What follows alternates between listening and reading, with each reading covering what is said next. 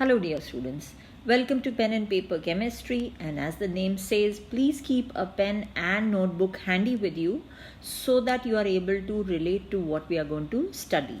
What are we studying today?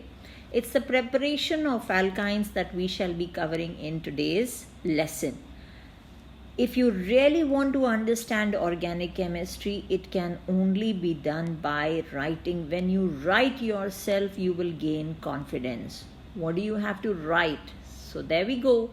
The flowcharts that you've been waiting for. You know that in the videos on this channel, I give you flowcharts, easy to comprehend flowcharts. So what we have got in this flowchart is from and to. So on the left hand side, you have the chemicals from which we are going to prepare alkynes today.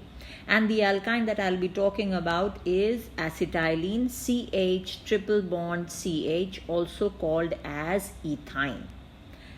This chart you can also draw in your on maybe an A4 size sheet or maybe an old calendar. Please try and use colored pens, sketch pens in order to draw this chart so that you are able to remember with the help of the colors of a particular reaction. Yes, it sounds weird, but honestly, in my experience, it really helps. And in fact, from the feedback that I've got from the students, it really helps to have these flowcharts in different colors. And this is not all. This is sheet number 1, and I've got another sheet for you, sheet number 2. So in sheet number 1, we are doing the preparation of alkynes from calcium carbide, from vicinal dihalides, geminal dihalides. In the second sheet, because I wanted to present the work more clearly, so that's why I spread over 2 sheets. We've got preparation from tetrahalides, we've got the electrolysis method, we've got from iodoform, and please note the direction of the arrows here.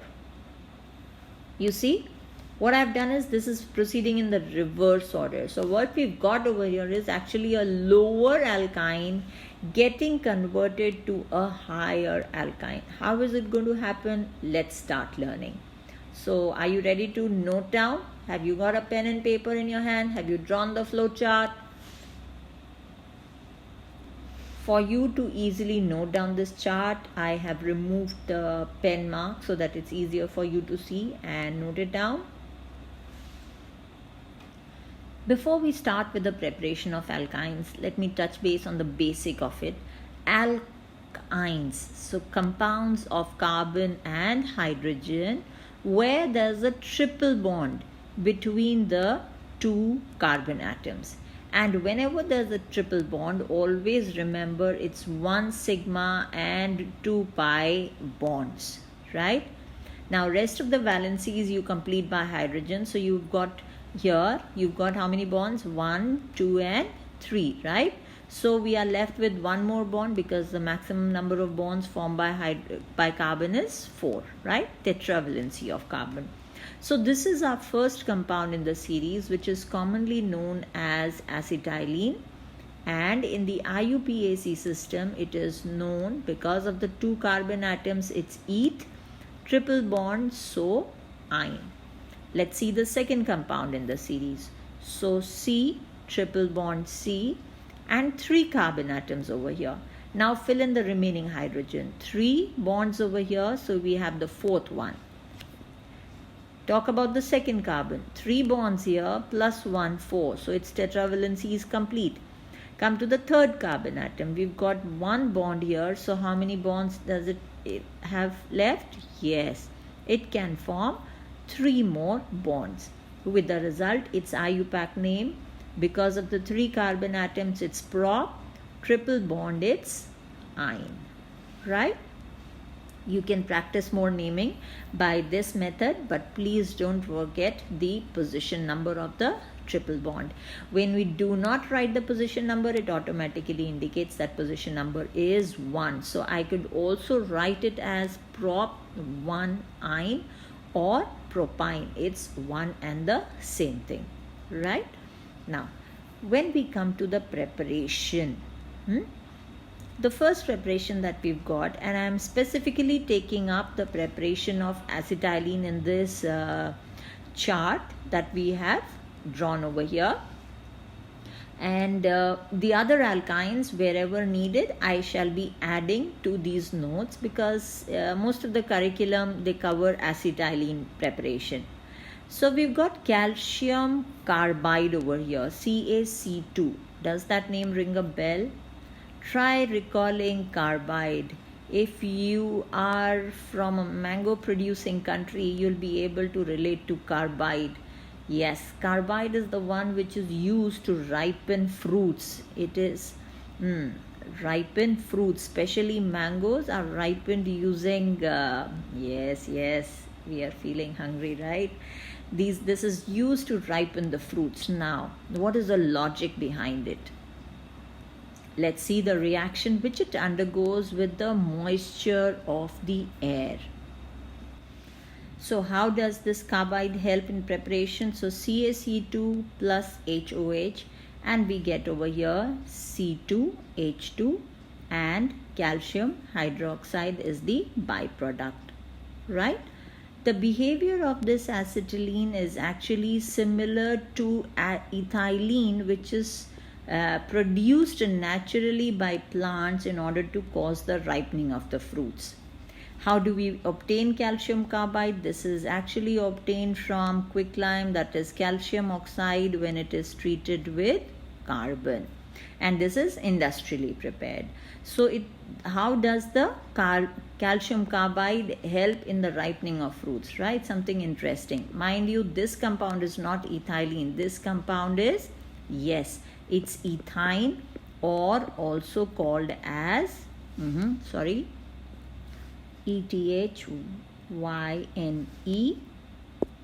yes, and acetylene.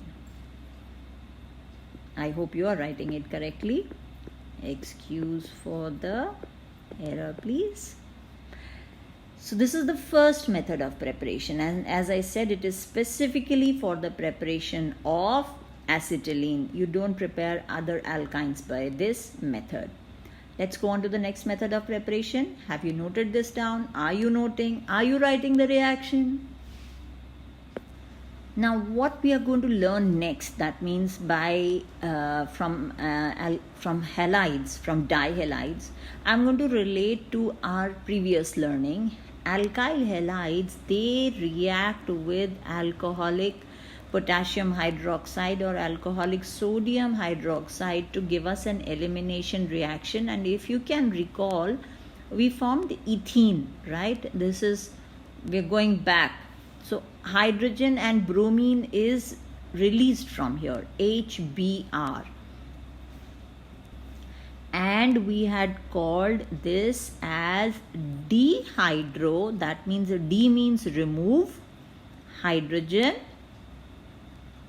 dehydrohalogenation. So remove hydrogen and halogen and gives us the product. So it's an E2 reaction. It's an elimination, bimolecular elimination reaction. Yes, you can write the products KBr and water, because it's going to give us HBr, which will further react with KOH. Now we are going to again use this learning only in order to prepare alkynes from dihalides. So what are dihalides? That means there are two halogen atoms in the group. So again, there are two types of dihalides. What are they?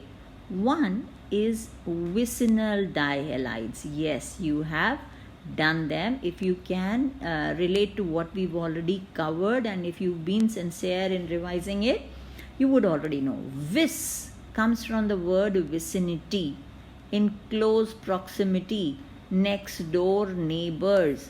So how do we have? Like CH2Br, single bond, CH2Br.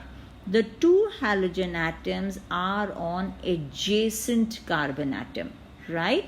Now the other category of dihalides, so but there are two halogen atoms. Unlike here, alkyl halides, it's a single halogen atom.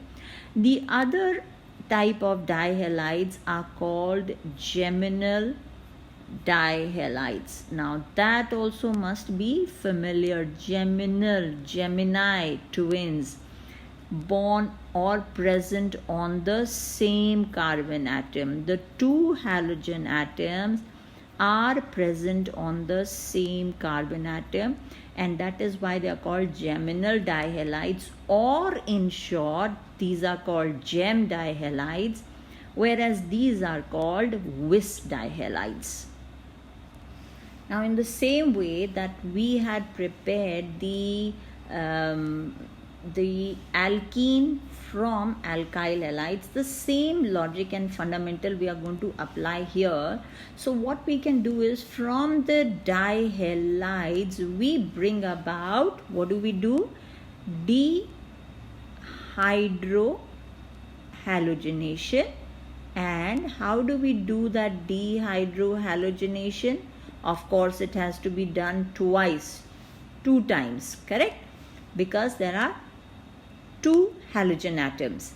And how is it done? Of course we can try using the same base. So let's see what happens here.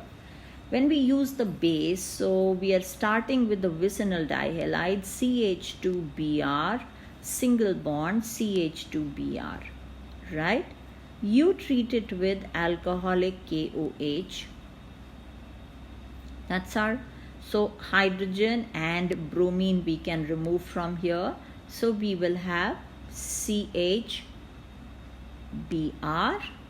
This turns to a double bond, and Br has been removed from here, so we get here CH2. Or it can be the other way around, if you by chance written it as CH2 double bond CHBr. For the present it's okay, right? You need not worry about it. So you notice we were expecting all the hydrogen and both the bromine atoms to be removed, but that's not what has happened. It is okay if you remove 1 hydrogen and 1 bromine. It's an E2 reaction. It is okay with that. But once you remove that, it gets alert. Oh my God, somebody is stealing my stuff from here. What do I do? So we cannot bring about further dehydrohalogenation just by using a weak base like alcoholic potassium hydroxide. We need something stronger. And the stronger base over here is NaNH2 in liquid ammonia. It's a much stronger base, and immediately CH, triple bond CH. Yes, you got it right. Why not use sodamide in liquid ammonia in the first place? Absolutely right. You could do that as well, NaNH2 in liquid ammonia, right? These are the steps of the reaction as well as the steps of our learning. Interesting? Same way, from geminal dihalides also you can prepare the corresponding alkynes by this particular reaction. So what do we have over here? CH Br, and we have here CH3, right? So these are Geminis, so gem dihalide. We again bring about its dehydrohalogenation by treating it with NaNH2. It's a strong base, sodamide in liquid ammonia. Can you think why it's a strong base? Think about what will it form when it takes up the hydrogen. That should give you a clear answer. Yes, it gives you ammonia, and which is a strong base, right? So but a weak acid. So what do we have over here? CH, triple bond CH, right? Can you write down the remaining products? Okay. Now here we've just formed the first basic alkyne, first alkyne in the series. If supposing I have to prepare some other higher alkyne, what do? Yes, have you noted down these reactions? Please make sure, I'm not going to rub it now. Please make sure that you've written these reactions, because I'm going to make modifications over here. If I want to prepare a higher alkyne, what do I do? Yes, take a higher dihalide, right? So what will happen over here is, instead of you getting an HC triple bond CH over here, you will get an R, an alkyl group attached to it. With the result, you will have a higher alkyne. The same logic applies over here. You can take a higher alkyne over here in order to get the corresponding, you can take a higher alkyl halide over here in order to get the corresponding higher alkyne. Still writing the reactions? Do we go on to the next set? Okay, let us now do the next set of reactions, where we are going to prepare it from, can you see what is there in the flow chart? Yes, tetrahalides, right? So tetra means 4, correct? Bi is 2, tri is 3, tetra is 4. So what we've got over here is, we've got 4 halogen atoms in the initial compound. What do? Simply remove this bromine. But is it so easy to remove the bromine? No, right? What do? We need something strong in order to remove it. What do? We heat it with zinc dust and using an alcohol medium. When you carry out this reaction, the halogen from here is removed. Oh, look at that. We've got a nice triangle over there. CH, triple bond CH plus ZnBr2. But if you notice, there are 4 bromine over here. There are only 2 bromine in the product. So what do we do here? Correct? So we'll have 2 ZnBr2. Have you written? I'm waiting for you to write the reaction so that we can carry on forward. Now in this reaction, you have removed only the halogen from the original compound. Hence this reaction, what will you call it as? D means removed. And what have you removed? Halogen, right? Very good. Dehalogenation. I like that involvement in the video lesson. Similarly, we can also take iodoform CHI3CHI3. Yes, it's the same compound, and I am taking just 2 molecules of it, and we heat it with silver powder. That's the sign of heat. And again, let's form a triangle. Let's form our product. Write down the products. It's easy. Give it a try. Remember the valency of silver and iodine. So what will be the side products? Very good. So you have CH, triple bond CH plus AgI. My reaction is not balanced. This will be 6 and this will also be 6. Again, this reaction is specific for the preparation of ethyne. Right? Kolbe's electrolytic reaction. Now this reaction is not new for you. You've already dealt with it in alkenes as well as alkanes. So if you can recall, in Kolbe's electrolytic reaction, one of our products was carbon dioxide, right? So, and what do we want to prepare? We are talking about CH triple bond CH, correct? And if you remember, we were also forming potassium hydroxide. So let's go back to the reactant that we are going to start off with. So I want CH. So carbon dioxide means there should be COO over here. Because we're forming a triple bond by elimination, that means there should be a double bond, which by elimination will turn into a triple bond, right? So COO, again, one more. But this does not make a complete molecule, right? It's still an ion, negative charge, right? Or if you want to write it as simple COO negative, if you recall, this is a carboxylic acid, right? So acid means I need to convert it into a salt in order to carry out electrolysis. There we go. And we have our reactant. So this is called as potassium fumarate, or you can also take the sodium salt of it, and you carry out the electrolysis of an aqueous solution of this compound. And if you've been following the channel, you will be able to recall and you'll be able to recollect how we broke it down. Remember? Can you do it? Can you try and write the reactions yourself? Yes. Break it down. So you will have cations and anion goes towards the anode, right? Double bond COO, and we'll have 2 negative because 2 potassium will be lost, and this is an anion. So anion goes towards the anode, cation goes towards the cathode. And what is the cation over here? K positive, right? Now what will happen over here? Let's take a little shortcut, and we have CH, triple bond CH, plus carbon dioxide, plus of course 2 electrons, right?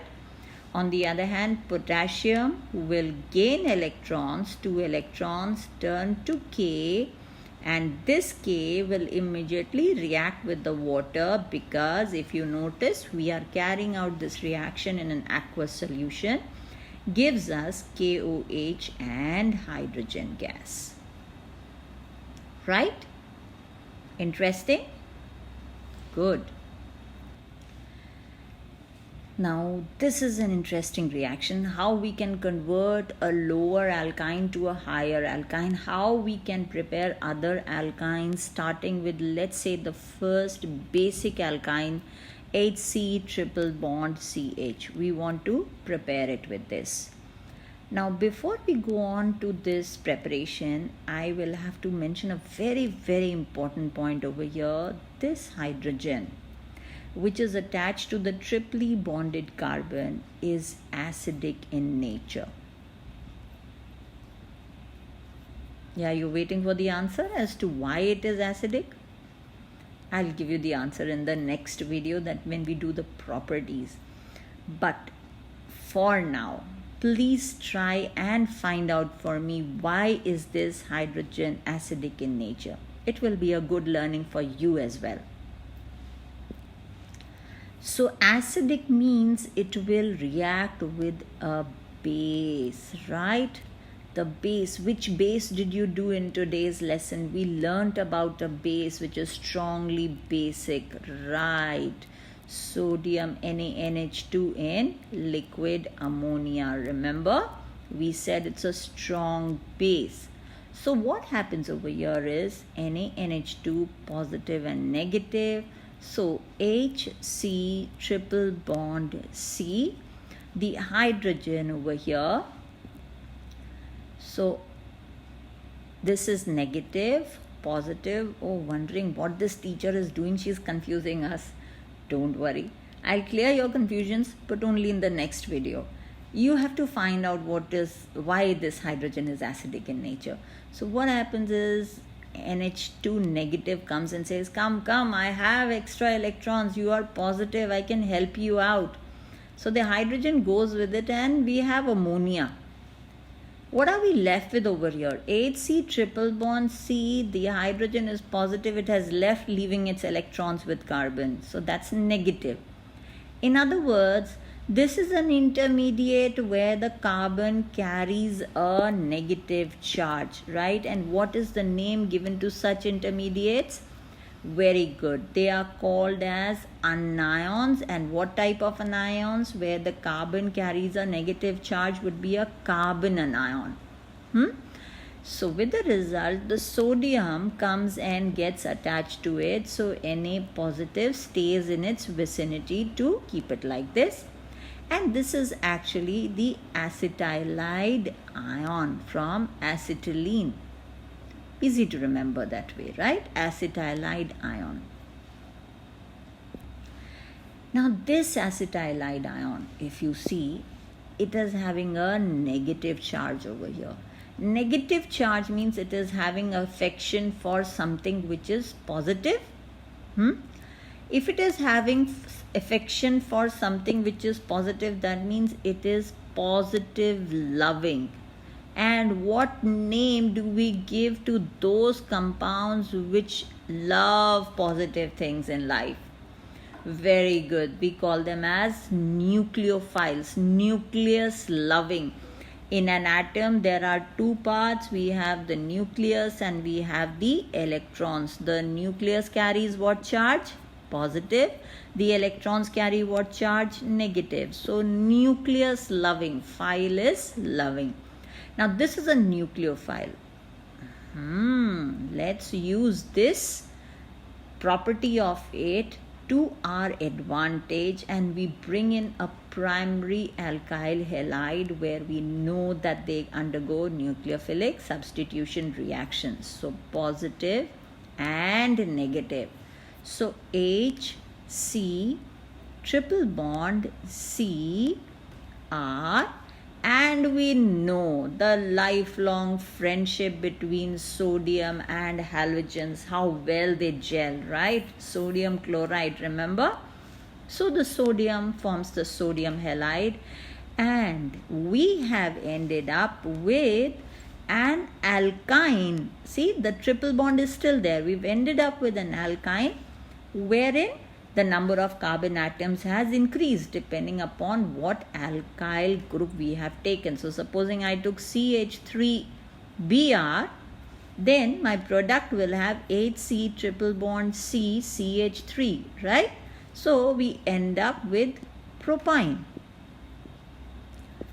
Notice something interesting over here, that this still has an acidic hydrogen. The carbon atoms which are bonded by triple bond, the hydrogen which is attached to it is still very acidic. So I can use it to my advantage and again react it with sodamide in liquid ammonia. And what are we going to get? Yes, so we will have Na positive and again C triple bond Cr, right?